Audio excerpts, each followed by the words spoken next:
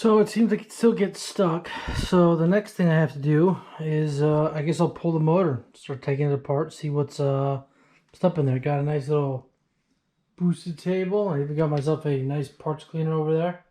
So we're gonna take apart the engine and see what's going on in there. So from what it looks like, it seems to be 1, 2, 3, and a shaft holder back there.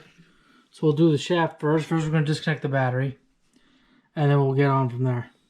Actually, what we'll probably do afterwards is take all these plastics off to make more room. So 12 millimeter, we're going to start taking apart all 4 of these nuts.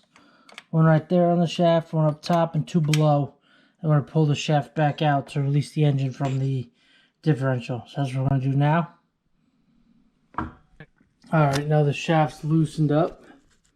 So we pull the motor, we'll be able to separate that better. Right now we're going to have to go, that was a 12 millimeter by the way. Now we're going to have to go and get rid of this exhaust and get that out of the way. That'll be a 10 millimeter probably. I'll show you guys when that's done. Alright, 10 millimeters from the exhaust off. We have the inner that we pulled out from the exhaust that kind of stuffs itself back in there. But we're going to have to loosen this back end. So you push it.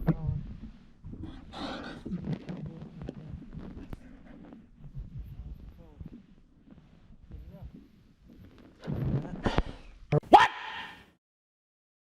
What the fuck?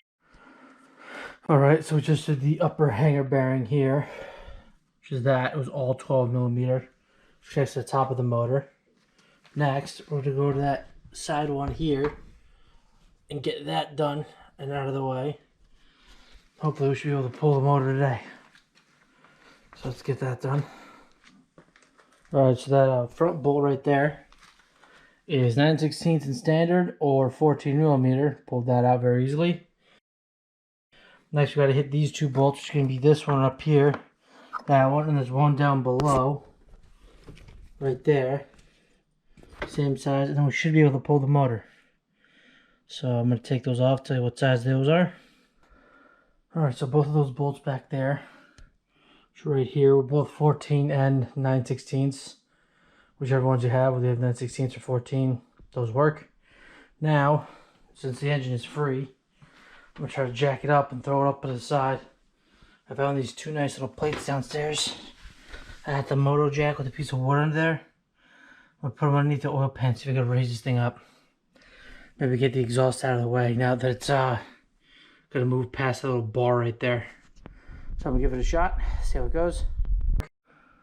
Alright, so we got those 4 out of the shaft, but in order to move the engine forward more, I'm going to remove these front engine holders, which look like they're going to be 14 or 13.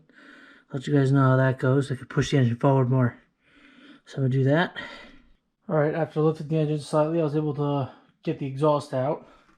So now what we're going to do is we're going to move the engine forward to get them off those 4 things right there, and hopefully we should just be able to lift it out. So I'll give that a shot. Alright, so engine is free, but as of right now we got to disconnect all these lines, especially those front ones. So make sure that when it comes off you don't rip anything off. So just an easy little push in and just pull out. So let's see if I can get most of that done.